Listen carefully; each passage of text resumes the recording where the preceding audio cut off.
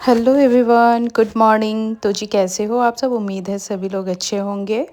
यहाँ पे ना देखो मॉर्निंग का टाइम हो रहा है और आज जो मतलब ये जो ब्लॉग है ना, ये वेडनेसडे वाले सॉरी थर्सडे वाले दिन की ब्लॉग है। मैं वेडनेसडे बोल रही हूँ, ये थर्सडे वाले दिन की ब्लॉग है। यहाँ पे ना मैंने शाम के टाइम में ना बहुत सारे मतलब बच्चों के लिए ना स्नैक्स वगैरह बनाए थे, जैसे नमकीन में और थोड़ा सा मीठे में बनाई थी। क्योंकि क्या होता है ना, इसकी मैं ब्लॉग शूट नहीं कर पाई। मैं अचानक से मैं बोली कि यार बच्चे ना डेली लंच में ना कुछ जिद करते हैं, कुछ उनको बाहर का चाहिए होता है। तो मैं बाहर का बहुत कम, जैसे बहुत ही कम अवॉइड करती हूँ देना। फ्रूट वगैरह दे देती हूँ स्नैक्स में, लेकिन कुछ और ऐसे नहीं देती हूँ। हाँ, कभी कभी ले जाते हैं, ऐसा नहीं एकदम नहीं देती हूँ, थोड़ा बहुत ले भी जाते हैं। लेकिन फिर मैं सोची नहीं, बच्चों को ये पसंद भी आएगा, चलो कुछ अच्छा सा बनाते हैं। तो मैंने रागी का थोड़ा पैनकेक और एक नॉर्मल केक बनाया। पैनकेक तो बनाते बनाते ही सारा ख़त्म हो गया, लेकिन एक केक बना दी हूँ। तो केक तो ऐसे ही है, लेकिन पैनकेक ना थोड़ा बहुत तोड़ तोड़ के बच्चे सारे खा गए थे, तोड़ तोड़ के ना थोड़ा सा टुकड़ा उसमें रखे हुए हैं। और थोड़ा सा नमकीन में निमकी और वो खजूर जो बोलते हैं ना, वो बनाए थे, हम लोग खजूर बोलते हैं। ठेकुआ भी तो ठेकुआ नहीं है, ये खजूर है। मैदे और इसमें मैदे आटा सब कुछ डाल करके बनाई हूँ। तो वैसे इसकी ना मैंने वीडियो शूट नहीं करी। रात में अचानक से फिर मेरा मन हुआ कि चलो बना देते हैं। फिर उस टाइम मेरा वीडियो शूट करने का बिल्कुल भी मन नहीं हुआ था। कभी कभी लगता है ना कि नहीं चलो, एक तो मन हुआ, फिर मैं बोली नहीं, अगर वीडियोज़ वगैरह शूट करने लग जाऊँगी, क्योंकि ब्लॉग के साथ शूट करो और फिर वो सब करो ना, फिर लेट हो जाता है। वैसे भी काम बहुत है, तो लेट हो जाएगी करके। तो रात में ये सब काम करो तो बर्तन भी बहुत हो जाते हैं। और जो पैनकेक बनाई थी वो इडली मेकर वाले में बनाई थी, तो बहुत सारे बर्तन वगैरह भी हो गए थे रात में। काफ़ी मुझे लेट हो गया। हस्बैंड जी भी लेट आते हैं, तो उनके खाने के बाद फिर बर्तन वगैरह करके सोते सोते तक ना, मतलब बेड पर जाते जाते तक ना मुझे 12 बज गए थे। बहुत लेट हो गया था। तो आज सुबह उठने में भी बहुत आलस लग रहा था। फिर वही है कि डेली का टिफ़िन का टेंशन होता है कि डेली में बच्चों को क्या दूँ, बच्चों को क्या दूँ। सबसे बड़ा टेंशन जो मम्मियों का होता है ना, वो यही होता है, हर रोज़ बच्चों को ऐसा क्या दूँ कि बच्चे अच्छे से फिनिश भी करके आ जाएं। कल ही मैंने पनीर पराठा दिया था, तो उसका पनीर का जो स्टफिंग था ना, वो बच गया था। तो मैं बोली कि चलो वैसे भी बच्चों को पनीर पराठा पसंद आ जाए, तो अभी सीज़न भी ऐसी है ना कि कोई भी जैसे स्टफिंग वगैरह बच जाए ना, तो उसको भी रख भी दो ना, तो थोड़ी देर मतलब एक दिन बाद भी यूज़ कर सकते हो। तो फ्रिज में मैंने रख दिया था। मैं सोची कि चलो मुझे और कुछ करने का भी मन नहीं हो रहा अभी, मैं क्या ही बनाऊँ, तो उन लोगों के लिए पराठा बना देती हूँ। बाकी हम सब अपने लिए, मतलब मैं अपने लिए और हस्बैंड जी के लिए रोटियां सेक ली थी। बच्चों के लिए पनीर वाला पराठा बना दी टिफ़िन में। मैं बोली अच्छा है, चलो वो दे देंगे और साथ में जो स्नैक्स बनाए हैं वो दे देंगे। वैसे आज मैं फ्रूट्स नहीं दूंगी, नहीं तो डेली कुछ ना कुछ फ्रूट्स में ही देती हूँ। आज फ्रूट्स ना दे के ऐसे बच्चों को ना केक और वो जो बनाई हूँ ना नमकीन, वो दे दूँगी, तो उनको अच्छा भी लगेगा। और सारा मतलब पनीर का पराठा दे दो, या फिर बच्चों को ना पराठा दे दो ना। अभी सर्दियों का सीज़न भी है, तो इसमें अलग अलग तरीके का पराठा वगैरह बनाओ ना, तो अच्छा लगता है। कभी गोभी का, कभी मूली का, तो अच्छा लगता है। तो बच्चों को पराठा बहुत ज़्यादा पसंद आता है। तो यहाँ पे मैंने उनका टिफ़िन पैक कर दिया, और अभी ना स्कूल जाने की टाइम भी हो गई थी बच्चों की। तो यहाँ पे मैंने बस पैक करके इस तरीके से दे दिया। बेटे का 12 बजे तक ही होता है, 8 बजे जाता है खा करके अच्छे से। तो सबका मैं टिफ़िन वगैरह पैक कर दी उन दोनों बच्चों का। और यहाँ पे मैं अपना आंवला जूस जो है वो मैं पीने का 2 ग्लास निकाल ली हूँ, एक हस्बैंड जी के लिए, एक अपने लिए। तो जैसा कि आप सबको पता है, मैं डेली भी आंवला जूस या फिर कोई और मतलब बनाती हूँ, पीती हूँ। तो यहाँ पे मैंने आंवला जूस अपने लिए बना लिया और पी भी ली थी। उसके बाद यहाँ पे बच्चों को जाना था, तो देखो छोटे वाले बेटे का उतना नखरा नहीं होता, लेकिन बेटी का खाना ऐसे ही, जब तक उसको मुंह में ना खिलाओ ना, तब तक ऐसे ही पड़े रहता है। खा लेती है, लेकिन थोड़ा मतलब ऐसे टाइम लगा लगा करके ऐसे करती है। और अभी विंटर स्टार्ट हो गया है ना, तो स्किन को और बॉडी को ना मॉइस्चराइज़ करना बहुत ज़्यादा ज़रूरी है। तो इस वजह से मैं यहाँ पे ना नारियल का तेल लगा रही हूँ, कि उसका शरीर में इचिंग वगैरह ना हो। और मतलब नारियल का तेल लगाने से इचिंग होता भी नहीं है। तो यहाँ पे तेल लगाने के बाद ना उसको सॉक्स पहना दूँगी। तो बस यहाँ पे ये भी रेडी हो जाएगी, बस बाल बनाना है। और देखो जैसे ही मैं सर में उसके तेल रखने वाली थी ना, वो मना कर रही थी, मम्मा सर में मत रखो।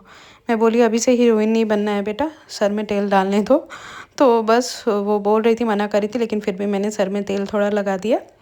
और ऐसे भी हेयर बैंड लगा के जाती है क्योंकि बाल इसका छोटा है, नहीं तो इसके स्कूल में ना 2 चोटी अलाउ है, या फिर ऐसे सिंपल वाले हेयर बैंड लगा के जा सकती है। अभी बस दोनों बच्चे स्कूल निकल गए और यहाँ पे देख सकते हो 8:30 बजे का टाइम हो रहा था।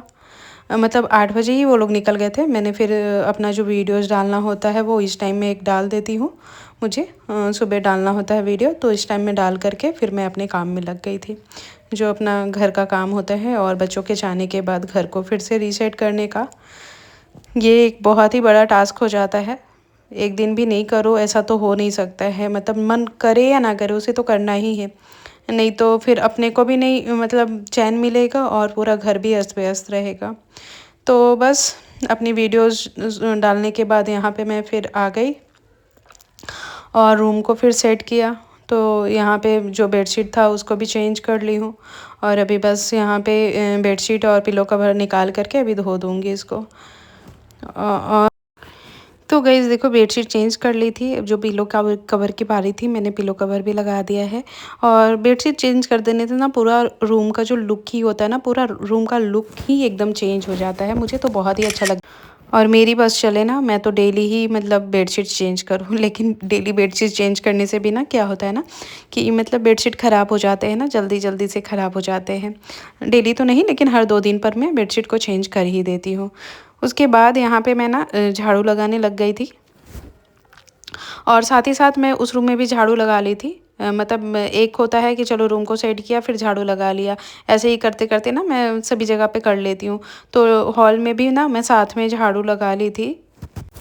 कभी कभी ऐसा तो लगता है ना कि क्या बोलूँ, मतलब मन नहीं होता है, कभी कभी लगता है कि नहीं सारे काम छोड़ करके ना बस रेस्ट करूँ, लेकिन बिल्कुल भी ऐसा नहीं हो पाता है। अगर रेस्ट करने बैठ जाएंगे तो फिर दूसरे काम में लेट हो जाता है।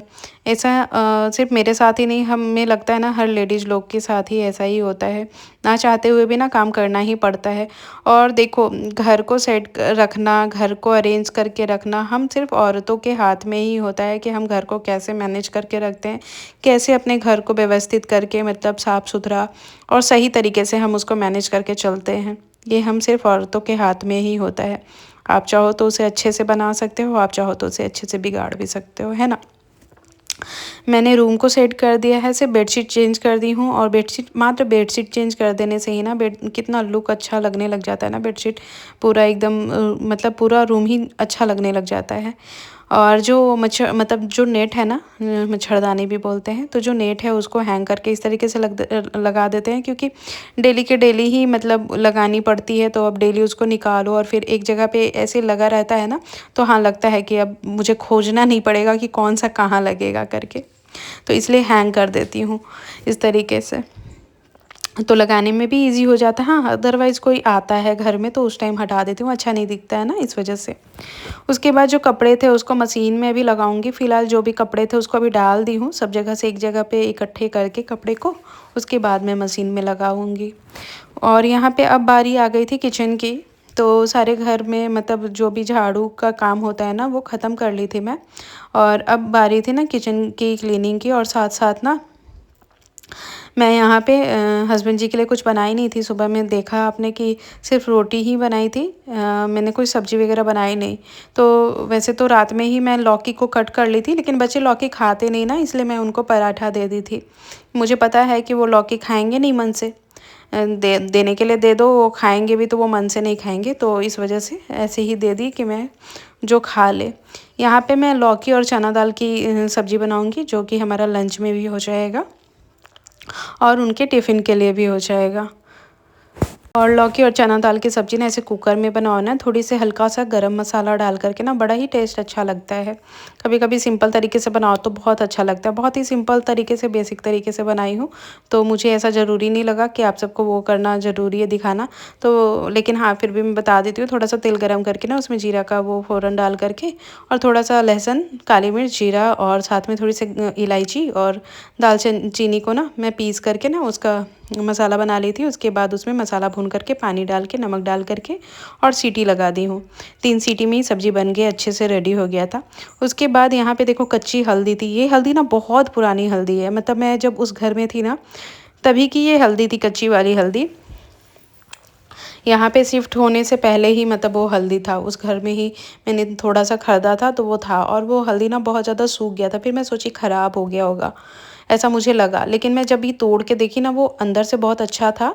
तो मैं बोली कि नहीं चलो इसका ना लेप बना लेते हैं, मतलब D10 का ना फेस वो बना लेते हैं। मतलब अपना बॉडी भी थोड़ा सा वॉश हो जाएगा, और हल्दी तो बहुत ज़्यादा बेनिफिट होता है। तो कुछ हल्दी थी तो उसको पीस करके मैं पहले सेपरेट करके रख दी हूँ, क्योंकि हल्दी है वो ख़राब होगी नहीं। तो उसको मैं थोड़ा सा रख ली हूँ, और बाकी जो हल्दी इसमें मिक्सर जार में रह गया था उसी में मैंने थोड़ा बेसन, थोड़ा सा ऑयल, थोड़ा सा हनी, चावल और कुछ नहीं डाला था। ये सारी चीज़ों को डाल करके ना इसका पेस्ट बना ली हूँ। अभी ये स्किन में लगाने के लिए ना बहुत ही ज़्यादा अच्छा है। तो अभी मैं दिखाऊंगी इसको अपने स्किन पे, अपने फेस पे और अपने बॉडी में भी लगा सकते हो। तो मैंने बॉडी को ऐसे ही अच्छे से वॉश कर लिया है, और अभी आप देख सकते हो मेरे स्किन पे ना थोड़ी थोड़ी ब्लैक वाली छाइयाँ भी हो रही है, क्योंकि धूप में जाती हूँ ना तो टैनिंग हो ही जाता है, ना चाहते हुए भी टैनिंग हो जाता है। तो पहले तो बहुत सारा टेक केयर करती थी, लेकिन अभी इस बीच में ना क्या होता है ना कि टेक केयर करना ही मतलब रह जाता है। डेली के कामों में इतना उलझ जाती हूँ ना कि अपने आप पर ध्यान दे ही नहीं पाती हूँ।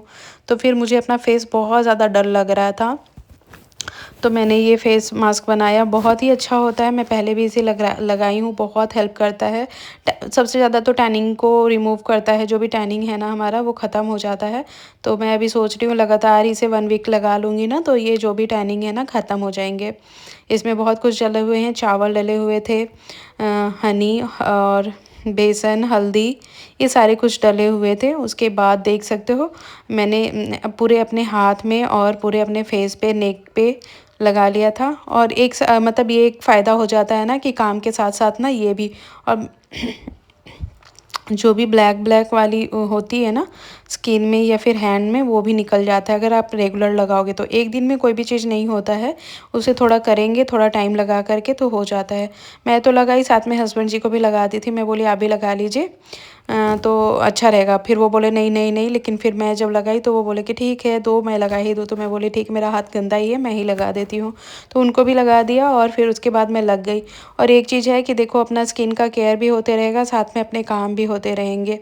तो ऐसे है कि हमारा स्किन का केयर भी, और नहीं ध्यान दो ना तो स्किन तो डल हो ही जाता है। तो बहुत ज़्यादा ज़रूरी होता है कि अपने सेल्फ के लिए भी ना कुछ टाइम निकाल लिया करूँ। वैसे तो होता नहीं है डेली के कामों में, लेकिन हाँ इन सब चीज़ों को ध्यान रखेंगे ना तो देखो नहीं चाहते हुए भी ना करना पड़ेगा और हो जाएगा। अगर हम सोचेंगे कि नहीं हमें करना है, तो सोचने से नहीं होता है, करने से होता है। तो बस मैं वो बनाई और फिर बना के रख दी हूँ। अब वो पेस्ट मुझे 1 वीक तक आराम से चल जाएगा। लगातार भी मैं लगा लूँगी ना तो वो बहुत ही इम्प्रूव कर देता है फेस पे। तो बहुत ही इफ़ेक्ट देखने को मिल जाता है। आपको 1 वॉश से ही पता चलने लग जाएगा कि हाँ आपको देखने को मिल रहा है या नहीं। तो बहुत ही ज़्यादा फ़ायदा दिखता है। तो मैंने फेस मास्क लगा तो लिया है, और उसके साथ अपना जो किचन भी था उसे भी अच्छे से क्लीन कर ली हूँ। देखो आप लोगों से बातें करते करते मेरा कितना सारा काम भी हो जाता है ना। तो काउंटर टॉप को अच्छे से साफ़ करने के बाद थोड़े बहुत जो बर्तन निकले हुए थे उन्हें धो लूँगी। और अभी बाकी जो लंच बनाना रह ही जाता है, तो लंच थोड़ी देर से ही बनती है, मतलब थोड़ी देर से क्या बन जाती है, साथ में ही बन जाती है। तो उसका बर्तन जब खाली होता है बच्चे आने के बाद फिर उस टाइम धो लेती हूँ। और अभी यहाँ पे जितने भी बर्तन हैं उसे भी धो करके इस तरीके, बहुत ज़्यादा बर्तन नहीं थे इसलिए मैंने अभी यहाँ पे ऐसे ही फैला दिया है, नहीं तो फिर बास्केट में रख देती हूँ। बास्केट में पूरा सूख जाता है तो फिर उसको अरेंज करके रखो। एटलीस्ट ये है कि ऐसे सामने दिखा रहता है ना, तो फिर तुरंत फटाफट से जैसे ही सूख गया ना वैसे ही हटा देती हूँ। तो यहाँ पे सारे बर्तन भी धुल चुके थे। उसके बाद जो सिंक वाली एरिया होती है ना उसे भी एक बार अच्छे से क्लीन करना बहुत ज़्यादा ज़रूरी हो जाता है। बहुत मतलब बहुत ज़्यादा ज़रूरी हो जाता है। अगर हम साफ़ नहीं करें ना तो ठंडी का मौसम हो या फिर बरसात के टाइम में ना देखेंगे ना थोड़ा हल्का हल्का ना मतलब उड़ने वाला कीड़ा टाइप का हो जाता है। तो इस वजह से मैं ना जब भी, वैसे तो मेरी आदत है मैं जब भी बर्तन धोती हूँ ना तो एक बार बहुत ही अच्छे से मतलब उस एरिया को साफ़ करती हूँ। कभी भी मतलब ऐसा नहीं है कि बहुत ज़्यादा बर्तन इकट्ठा हो तभी नहीं। बर्तन मेरा 2-3 टाइम जो धुलना होता है वो तीनों टाइम मैं अच्छे से बेसिन को अच्छे से वॉश करती हूँ, और बेसिन वाले जो भी एरिया है उनको भी। उसके बाद अब बारी थी, अभी मेरा देखो मास्क सूखा भी नहीं तब तक मेरे सारे काम भी हो जाएंगे। तो यहाँ पे बारी थी अब पोछा की, तो साथ ही साथ मेरा पोछा भी हो जाएगा, और 9 साढ़े 9 बजे तक ना मेरा सारा काम भी ख़त्म हो गया था घर के। तो ऐसे ही होता है, अगर हम टाइम पर सारा कुछ करें ना तो टाइम पर सारा काम भी ख़त्म हो जाता है और फिर बाकी जो टाइम है आपको अपने लिए एडिटिंग के लिए बहुत सारे टाइम फिर निकल भी जाते हैं, फिर बच्चों को लाना होता है, ऐसे ही सारी दिन निकल जाती है। तो आज के लिए आज का ब्लॉग कैसा लगा ज़रूर कमेंट करके बताइएगा। और प्लीज़ आप लोग जो लोग भी कमेंट करते हो ना, मुझे कमेंट पढ़ के बहुत अच्छा लगता है और मैं सारे कमेंट का रिप्लाई भी करती हूँ। तो प्लीज़ आप कमेंट ज़रूर करिएगा। मिलते हैं आपसे कल एक और नए ब्लॉग में, तब तक के लिए बाय बाय।